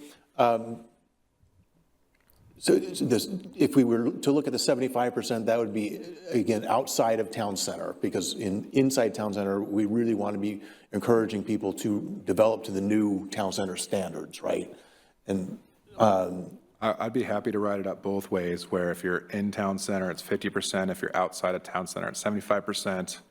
and have another code language that's 50% for all of them. And then the next time we come with that code language, it'll also provide some data on which houses have triggered this and how many of those would still be triggered if it's at the 75%, if you'd like that. Great. I think that would be very helpful. I think overall, it sounds like we want to move forward, primarily with the alternative 5, with the considering the 75% trigger, and so we can have further discussion both with the Planning Commission and the City Council as this comes back to us. I appreciate that. I will make those adjustments, and I'll see you hopefully in a little bit. I see Mayor Woodard has his hand up as well. Mayor? Thank you, sir. I just wanted to make sure we go back to my original question about the litigious aspect of this. I absolutely love what we're doing here, but I also don't want to open up a future council to a lawsuit. And somebody comes back and says, you didn't make me do the right thing, right? And I like the answer that ours is too high. I mean, we're the only one in the state, if I followed you correctly, that has it this high of a threshold. So prioritizing makes sense. But again, just making sure that we're not missing something because we established that height. I've heard that you can never go back theory before. So there. Very good. Thank you, Mayor. I think as we go through this process, we can make sure we have our legal team weigh in and provide an overview to address the potential liability the city may face by consideration. So if I can just make sure I'm hearing everything correctly. So we're going to provide 2 code provisions, one that's 50% for all of Mountlake Terrace, one that says 50% for town center, 75% for outside of town center. So you have the options. I'll provide data for both. And then I'll also provide the legal aspects of those code provisions and how it affects possibly the city's liability as we move forward. Right, but also including the 10% and all the other pieces captured in alternative 5. Understood. Councilmember Murray. Thank you, Mayor. And some of it's probably because I don't have the map before me, but I guess I would love, I don't know that I think I would love different percentages in different places of the community. So I guess I would love to understand what that would impact if it was 75% across the board, in terms of like, how many properties are we actually talking about in town center that might be impacted by that? Understood. Okay, thank you. Very good. All right, thank you. Any further discussion? If not, I think we have our direction. Matthew, thank you so much. Appreciate all the work that's gone into this, and look forward to having us come back to for further discussion and being able to get this box checked and help our homeowners to be able to improve their properties. All right, so with that, moving on to the next agenda item, I believe, is the review and vote on the board and commission appointments. City Manager. Thank you, Mayor Pro Tem, Mayor, members of council. So a little bit of background here. We had on June 30th, the subcommittee that interviews candidates for board and commission appointments recommended several appointments, including to the Arts Advisory Committee, the Recreation Park Advisory Committee, Diversity, Equity, and Inclusion Commission, and the Planning Commission. So we did hold, or that subcommittee rather, did hold 16 interviews on June 6th, and on the evening of June 11th. The reappointments are listed there in your staff report, along with the new recommendations. Following the June 18th, 2026 Board and Commission appointments, one vacancy remained on the Diversity, Equity, and Inclusion Commission due to a lack of applicants. And then we did receive a application who unfortunately withdrew right before the appointment to the Diversity, Equity, and Inclusion Commission. The current vacancies were aligned with applicant preferences. As you know, our application has a spot for ranking preferences to serve or to volunteer on a committee with the city. And what we have now is with several more resignations, one from the Arts Commission and one from the Planning Commission. We're asking you tonight to adjust those commissions and those appointments to the first preference that was made by those applicants. So, let's see here. I don't want to pronounce her name incorrectly. Marabee to the Diversity, Equity, and Inclusion Commission, Steve Carberry to the Recreation and Park Advisory Commission, and Matthew Primer from RPAC to the Planning Commission, and then reappointing Aaron Keating to the Diversity, Equity, and Inclusion Commission. Those are the recommendations, and I'd be happy to answer any questions. Thank you, City Manager. Would our interview team like to weigh in and provide any additional insight?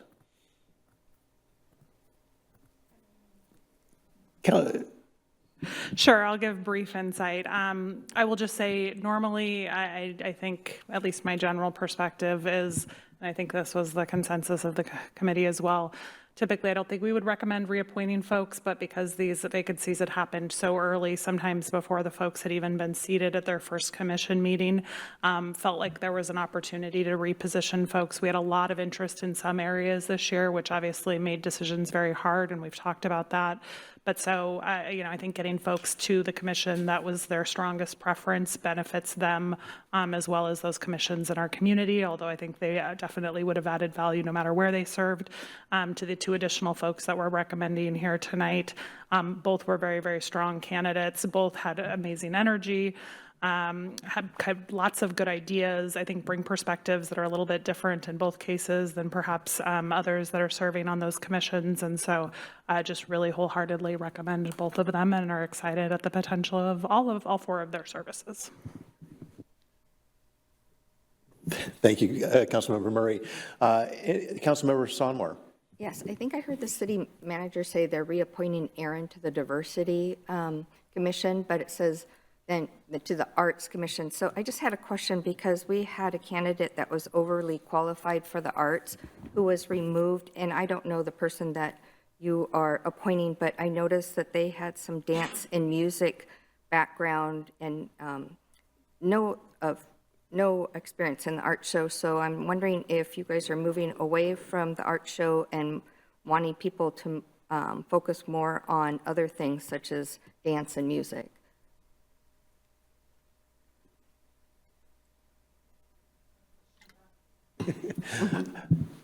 I don't think we're changing any of the directions of any of the commissions. No. Thank you. All right. Any further discussion? If not, looking for a motion. Looking for a motion. You want me to read it, or you want to? Councilmember Murray. Thank you, Mayor Pro Tem. I move to approve the City Council Board and Commission's Interview Committee's recommendations to appoint Marabee Salgado Edric to the Diversity, Equity, and Inclusion Commission, Steve Carberry to the Recreation and Park Advisory Commission, Matthew Primer reappointed to the Planning Commission, and Aaron Keating reappointed to the Arts and Advisory Commission. Very good. We have a motion. Do we have a second?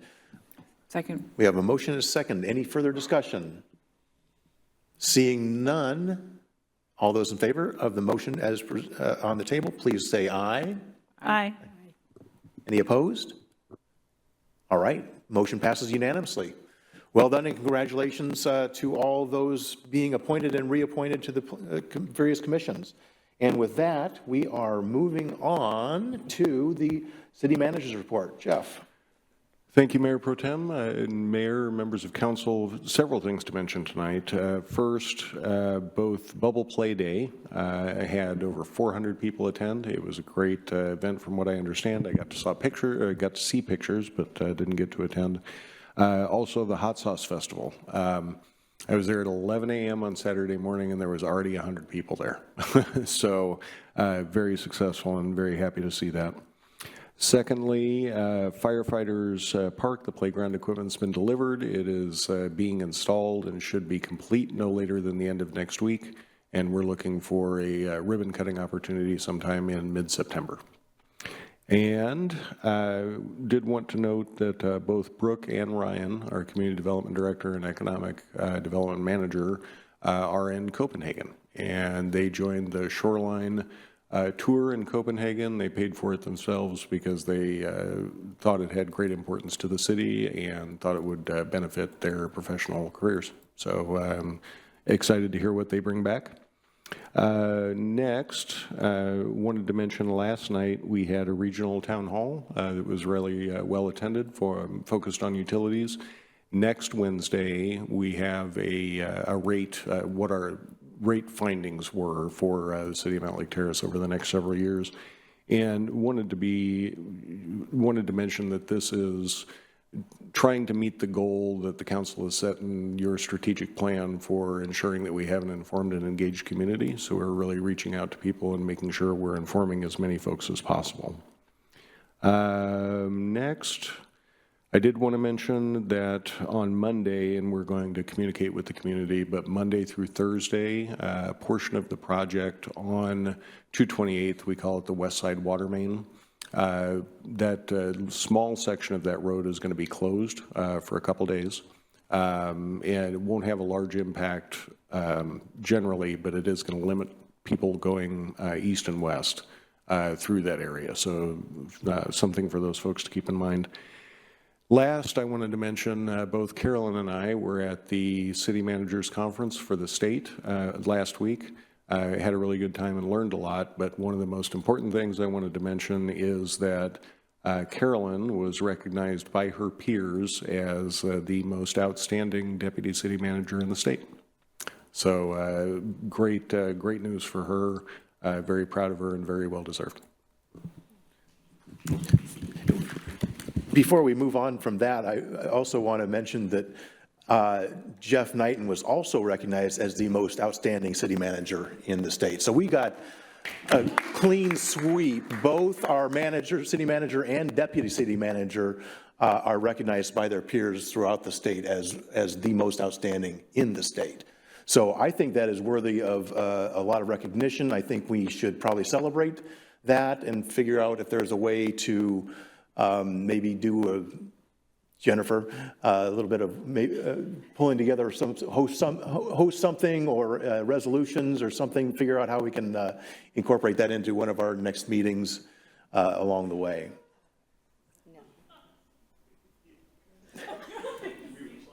Yeah, we will take care of it. Just make sure they're going to be here that night. Yeah. All right. And that's all I have. Thank you. Thank you, City Manager. All right. So with that, moving on to council liaison reports. Let's start with Councilmember Murray.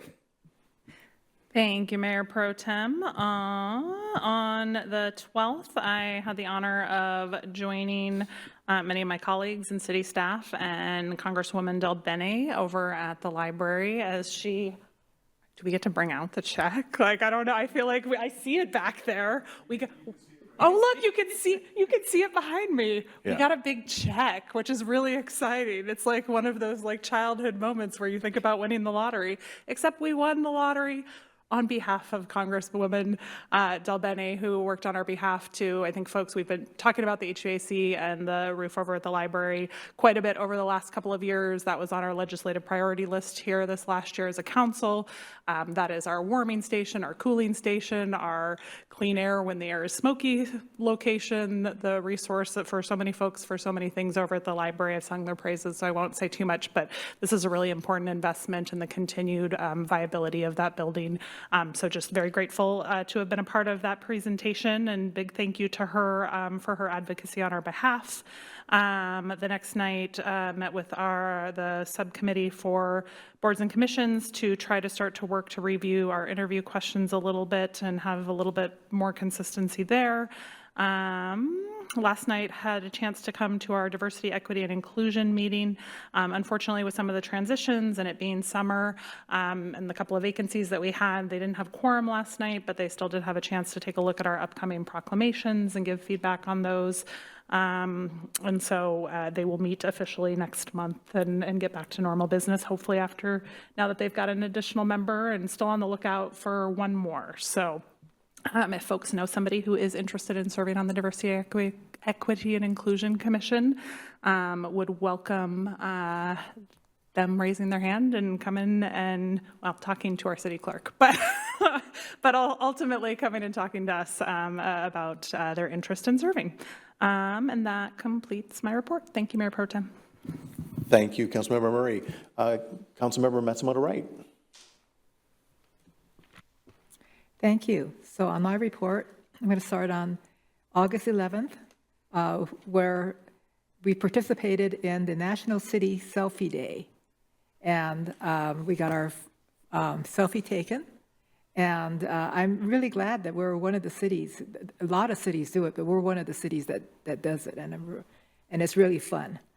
On the 12th of August, I also attended the library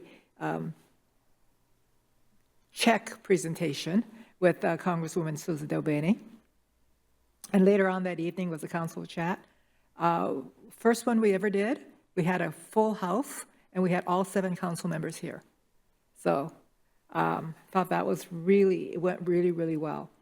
On the 14th, I attended the garden farewell party to Consul General of Japan, Mr. Iori, and I'm really proud to have been a part of that because there's not everyone gets invited, and we have a strong Japanese Asian community out here.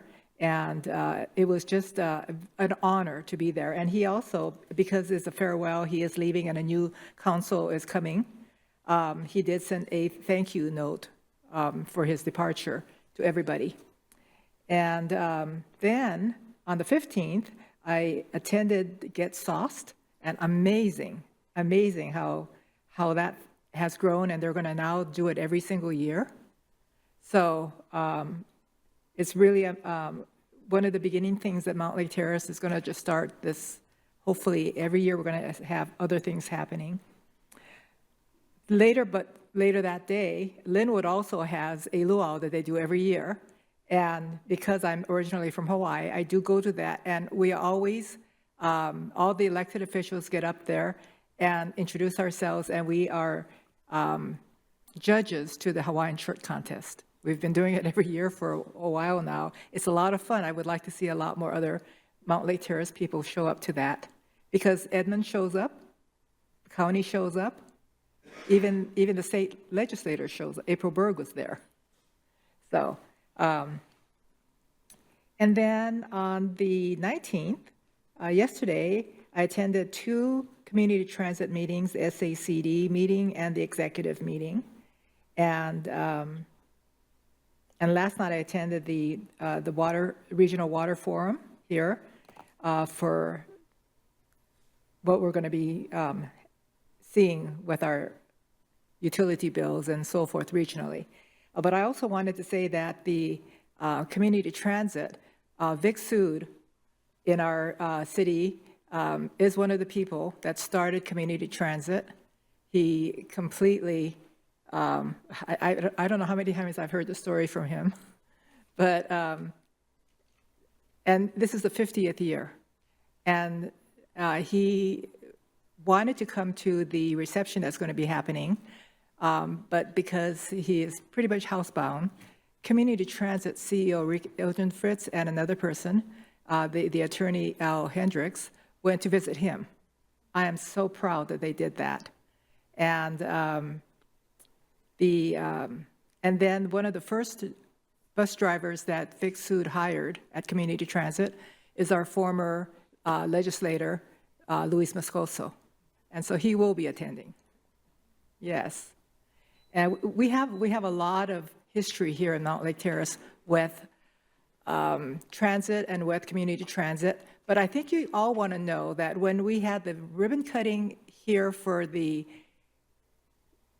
surface parking lot, before they built the garage, that ribbon cutting, Vic Sood was a part of that.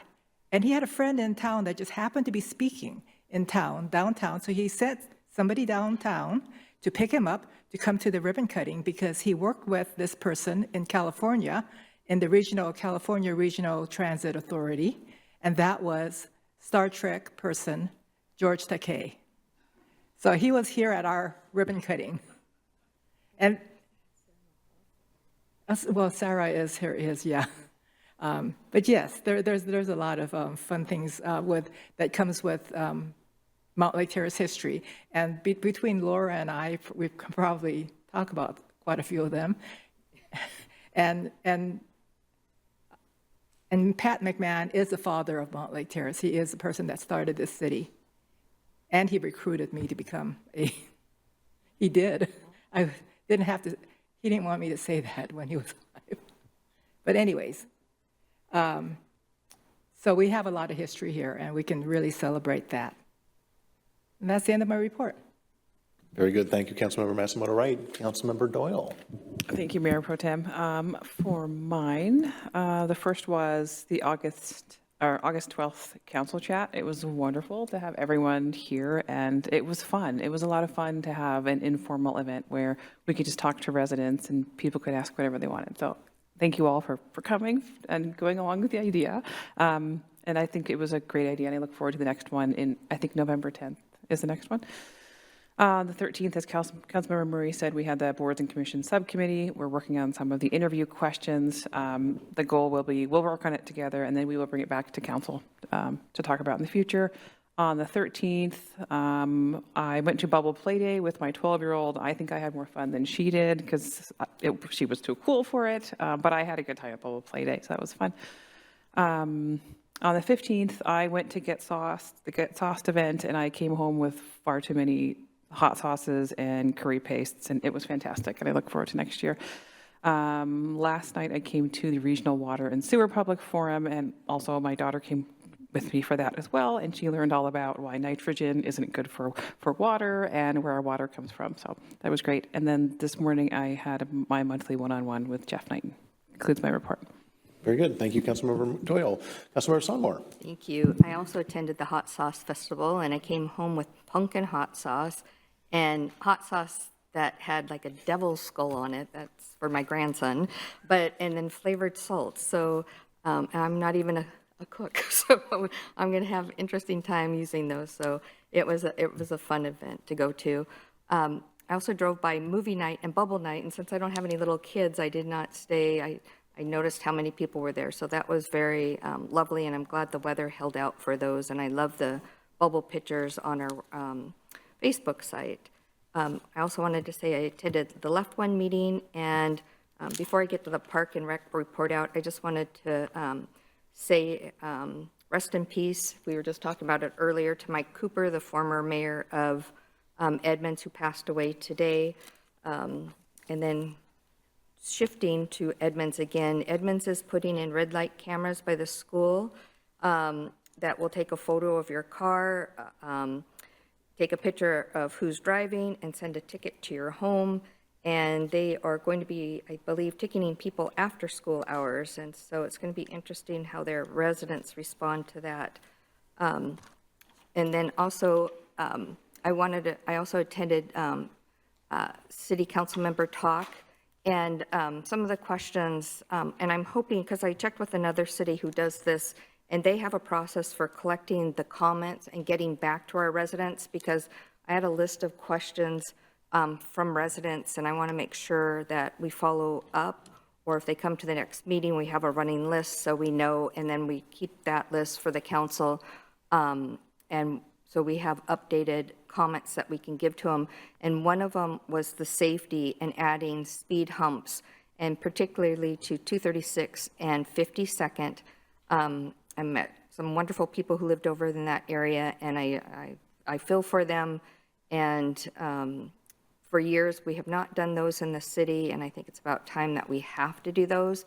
And we were talking about when we would get the next report out on safety of our streets, and I didn't see that in any upcoming meetings, so I was wondering when we're going to get a full traffic report, and also what's going on each intersection and how they're all rated.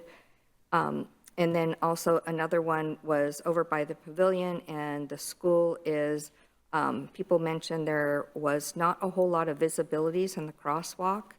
And then we had another woman, her name was Jan, who lives on 236, who has a manhole cover in her backyard and trees on her site. But luckily, Dale Jeremiah was there, and his wife grew up in that area when it used to be a horse pasture. So he gave her some updates, but she said she's called the city and didn't get any response. But from what we can tell, that the trees are on the city site along, of course, with the manhole cover, but she wants some closure on that information. So I think it's great that we're having city council talk, but I want to make sure that when people ask questions, we get back to them and understand what they're asking for. And then I just want to give a Park and Rec report out, which was on 8/11.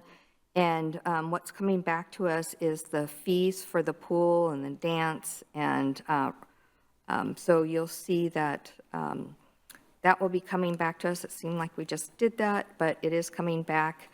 We discussed about how hot the pool was because we had somebody say the pool was too hot, but they explained why the pool was hot, and our pool is always at 86 to 87 degrees, and I guess it's one of the warmer pools around here, and it's had a good reputation for that. We talked about the yearly pass for the pool, and we talked about if the pool is closed, how they extend the pass. They said that residents or people coming to the pool, 69% are non-residents at the pavilion. And they're looking at, last year there was a 20% increase to daycare. I know Aaron talked a lot about that. And what I found interesting is the times are changing at the Edmonds School District. That's going to make it challenging, because I don't have school-age kids, and so that was very interesting to me that it could be a very long day for those kids because they're starting so early and daycare doesn't end till 6:30. So Danielle's all over that, looking at what to do. We also talked about the shelter reservation policy, and that will be coming to you soon, about the pricing of it, and there's been a lot of good dialogue on that. And there's some other educational things I learned. Let's see. We've had some Eagle Scouts doing some projects.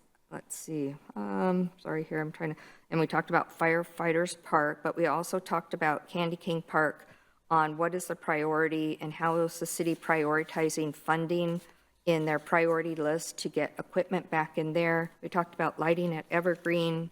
We talked about the Ballinger platform, and a lot of people are upset they can't go there, and a lot of people are trying to wiggle their way through there, and it could be a very safety concern, so we're keeping an eye on that.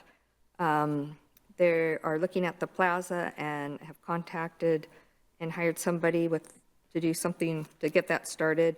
They're looking at a partnership on getting a new pavilion, and they met last Wednesday to talk about it. Jeff was there, and of course the city requested $150,000 from Snohomish County Council, and the 150 trees that we planted in 2025, this is just a FYI, it takes 2 or 3 days for staff to water them all.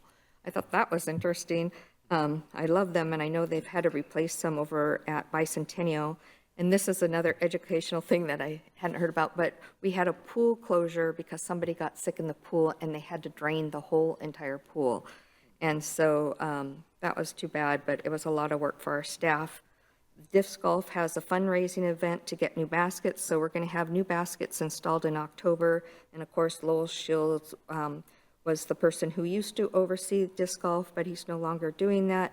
But they're going to be looking at also putting in benches and planters, but they're not sure where. We talked about the food forest, and of course they were at National Night Out with a food forest table, and we also got a grant, as you heard, from Hazel Miller for the food forest at Ballinger Park. And then one of the things I didn't like to hear about, and we had discussed this as a council, of all the trees that Transit put in along the freeway, they're dying. And so I'd like to know how they're going to fix those trees. And our city had asked if those trees died, we wanted them replanted. And so I know it's hot weather, but that was the promise they made to the community, so I hope they fulfill that. And then I also wanted to point out, I met at our city council event Kyle Klopfenstein, and who's in our audience today, and he's interested on being on boards, as you all know. So I just wanted to thank you for coming to that meeting and getting involved with our community. I very much appreciate that. And I did my park and rec, just check one more time. Usually I try not to give long report outs, but I wanted to make sure I covered everything. Yep, I'm all done. Thank you. Very good. Thank you, Councilmember Sonmore. All right, next, Mayor Woodard. Thank you, sir. On 8/11, I had a chance to support the aquatic funding from the county council, and so joined some of our here in the South Snohomish County region on that call, and appreciated that. I was also that same day at the selfie day, and then later that evening we had a Left One board meeting, as you just heard. Then on the 12th, I was with us for the check behind Councilmember Murray there. Thank you to, as I already said online, to Congressmember Del Bene and all her colleagues and staff for that, and everybody at the city. And of course, I did any work around that. Two, chat. On the 13th, his name and her name were brought into this mix, which is Dale and Helen Jeremiah, me to do a tour of Ballinger Park. Because my reception here is not the greatest, I'll just leave it at, if they invite you, which I'm sure they will, please do consider joining them on a tour of the park, and then we can have a conversation about Ballinger Park, if so moved. And then on the 15th, I did make it to get sauced. I did make it to the Linwood Luau as a judge again. And then I also added in Sounds of Africa by one of our partners, Washington West African Center. They held their Sounds of Africa festival, and I was able to make it out there. Only other piece I would add is similar to the Jeremiahs. I have personally, and I hope you all have as well, have seen an uptick in calls and emails directly to us, or to me personally, and so I've appreciated all of those interactions, and those folks know who they are. I won't say who they are right now, just leave it at thank you all, and look forward to future conversations. Please do, as residents, keep speaking up. End of my report. Very good. Thank you, Mayor Woodard. All right, so on the 9/11 I missed the City Hall selfie day because I had two meetings during that time. One was with the South Snohomish County Council Presidents and Mayors Pro Tem, where we talked about mutual issues of interest down here in the South County area, followed by chairing the Snohomish County Tomorrow Exploratory Committee, where we made our recommendations for the Economic Development Committee. On the 12th, also joined the team with Congresswoman Del Bene with a check presentation for the $850,000 that she was able to deliver from the federal level, and then just highlight and a reminder that our state delegation has delivered $800,000 as well. So that's almost all of the costs for HVAC and replacing the roof at the library. We do have a little bit further to go, unfortunately, because construction costs just continue skyrocketing. And remember, it wasn't that long ago, it was $800,000 during the pandemic, and those costs have more than doubled just in 5 years. But we're making progress. Thankfully, with our partners at the state and federal level, we are able to cover most of those costs to be able to get that replaced. Following the check presentation with Congressman Del Bene, she did also give us a little extra time after the presentation to just be able to talk about Mountlake Terrace with the council. And so I think that was a great opportunity for us to be able to share what's going on here in the city with our Congresswoman, and she's well aware of what's going on and very attentive to our interests and concerns and needs. That evening we had our council chat, was happy to be able to join that and visit with our residents. On the 19th, so that'd be yesterday, right? Met with the Snohomish County Collaboration, which is again, city managers and administrators, mayors and mayors pro tem and council presidents, where we're talking about with South County cities to be able to talk about opportunities to be able to really make government more efficient, effective, and deliver better services to our residents at a more cost-effective price here in the South County region. Then last night also had the Regional Utilities Forum, where it was talking about the partnership we have with all the different entities delivering our utility services here in Mountlake Terrace. Next week is going to be very important on next Wednesday down at Lake Ballinger Center at 6 p.m. To talk about the rates and what, so yesterday was talking about the services and who all the different providers are to be able to help deliver the services here at Mountlake Terrace. But then next Wednesday is going to be about what that means about rates and what we're going to be considering, what's going to be coming before council. But this is an opportunity to have an open house discussion with our community and our residents to be able to talk about what it all means and what it costs and how we get to the rates that we end up paying. So it would be great insight that we have to be able to get feedback from our residents. And if you're a resident out there and want feedback and have some information about your water bill or your utility bill, that was a great opportunity to be able to come and share that insight and ideas with the city. Then, let's see, earlier today, Councilmember Matsumoto Wright and I met with the city manager. I believe that concludes my report. So with that, we are moving on to new business. Do we have any new business? Councilmember Murray. Thank you, Mayor Pro Tem. Just a quick one. Wanted to share, received an email earlier about the first work party for the Food Forest at Lake Ballinger this weekend on Saturday from 9 to noon.